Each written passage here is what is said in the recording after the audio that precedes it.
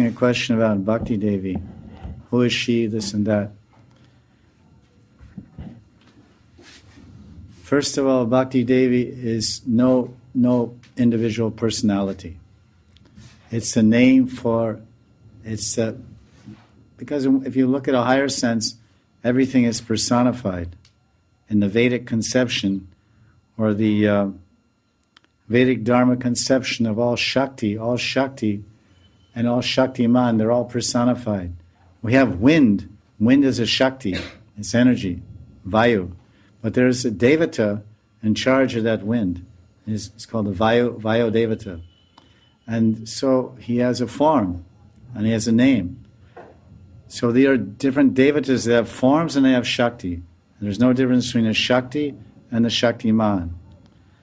Krishna has a Shakti known as Ladani Shakti. That's the bliss and divine bliss and love potency. And then that Shakti, which is a feeling, a sentiment, a feeling of love, bliss, satisfaction, happiness. That feeling of Ladani, pleasure and satisfaction, takes the form of Radharani. So you have the Shakti and the form. So when you have Shakti and you have form, then there's also an upasana. There's all the personalities, whether they're Bhagavan and his various forms, or whether various devatas, they have forms. There's many things they have. They have a form, they have Shakti, they have a location, and they have a mantra, and so they have upasana, they have mantra, upasana, and upasya. Upasya means he or she who is worshipped. It's called the upasya, the object of your worship. Upasanam, upa asanam. Upa means near, and asana means to sit. So we do Devi upasanam, we do panchopasanam. You must have heard this term, panchopasanam. That means Surya upasanam. I worship Surya Dev, like Radharani. Or Vishnu upasaka, like Nanda Baba. Nanda Baba worshipped Narayan. Or Shiva upasaka, or Durga upasaka. The upasya, the upasanam, and the upasaka.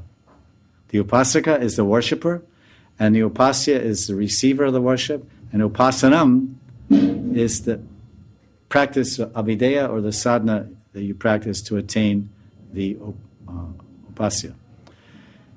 So we have Surya, we have Vishnu, we have Shiva, we have Durga, we have Ganesh. These are the Pancha Tattva. The Pancha Devatas and forms that are worshipped basically by Karma Kandiya Hindus. They worship Surya, so many worship Durga, you all know, and they worship Shiva, big time. And Ganesh, very big, Bombay. Siddhi Vinayak, I had darshan of Siddhi Vinayak. His chua is huge. His chua is about this big. It's a big silver chua. That's his wahan, his race car. His race car is a chua. And he's an elephant. So elephant carrying by a mouse. So that's the first thing you have to do is that, just that. Hello, professor. Yes, I'm a professor from Oxford. Can you explain how a mouse carries an elephant? Mouse weighs 150 grams. Elephant weighs 1,500 kilos.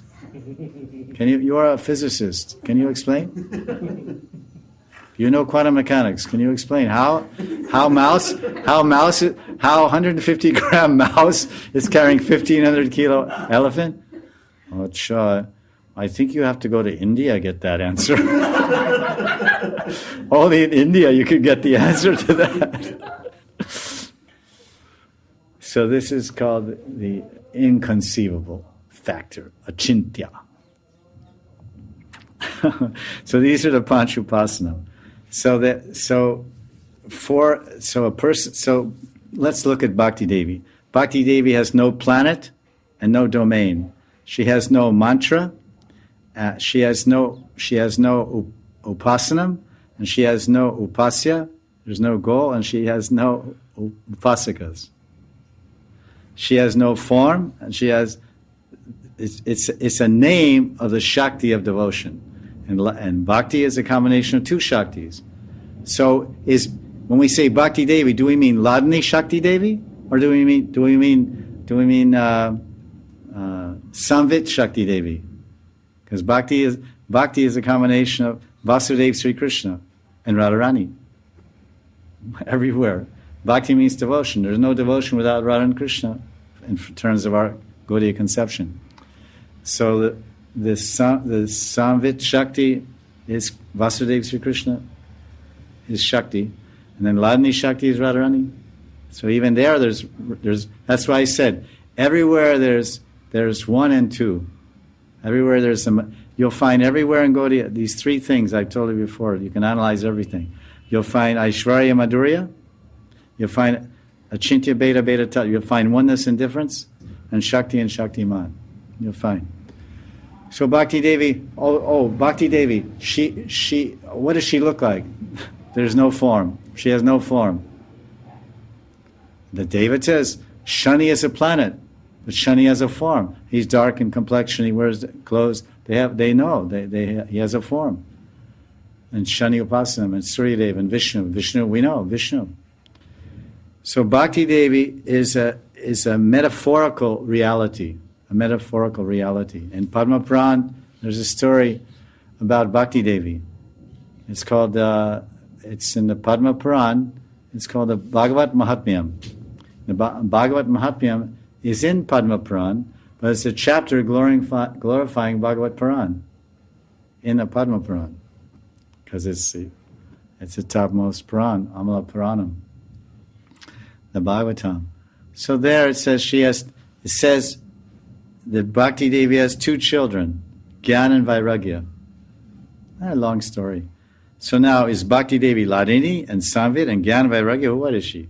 So it's just a term, Bhakti Devi, because the tendency in the Vedic paradigm and also in the Gaudiyas is that everything, all Shaktis are personified. And in many cases they have a personal form. So that's where it becomes confusing, because there's a plant called Tulsi and there's a Sakhi called Vrindadevi. She's a Krishna Sneha Adik. Sakhi, she's one of the Sakhis. She's called Sakhi. There's 5 categories of Sakhi. Priyanarma Sakhi, and then Paramapreshta Sakhi, and then Sakhi, and then there's Nitya Sakhi and Pran Sakhi, like 5. So she's called Sakhi, this category is Sakhi, and she is Krishna Sneha Adik. She has more affection for Krishna than Radharani. She loves Radharani immensely, but extra, Sneha Adik, more Sneha for Krishna. And you can see when you read Govinda Lilamrita, when you know the tattvas, then you'll read and you'll see Tulsi Manjari comes, and Tulsi Manjari is Raghunath Das, and she has Radha Sneha Adik, and all Manjaris, they have more love for Radharani. So then she meets Krishna and Dhanishta, they're at Kusum Sarovar, and they're not picking flowers. That goes on in Radhakund, in Gaudiya conception.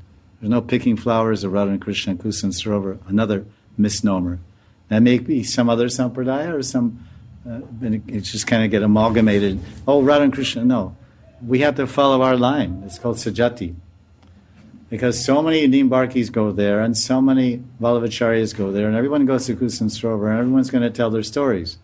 But our tattvas and our lilas have to come from our Mahajans, our acharyas. So our acharyas describe very clearly Astakali Lila. There's nothing about Radharani picking flowers and Krishna, and stealing flowers, and Krishna saying, who's stealing my flowers? None of that ever happens at Kusum Sarovar, according to the Gaudiya Siddhanta. Doesn't mean it doesn't happen. There's so many kalpas and so many ages and so many sampradayas that worship Radha and Krishna, so many groups. So you can, but you shouldn't, when we're speaking as Gaudiyas, that's why everyone's like, it's like a kitchery, you know. People they take a little of this and a little of that, they don't know, so are you a Gaudiya, are you a Vallabha, what are you? Like you go there, everyone goes to Kusum, all Radharani's picking flowers here, this, that. Where is that in Goswami Granthas? Nowhere. I read it in some book by some sannyasi, some Brajmandal Parikama book. Okay, nice story, but don't say it. It's not Gaudiya. Our Radharani, there was some, okay, Radharani goes here, but not our Radharani. Flower picking is here in Radhakund. So that's why the teachers are there to clear out the cobwebs.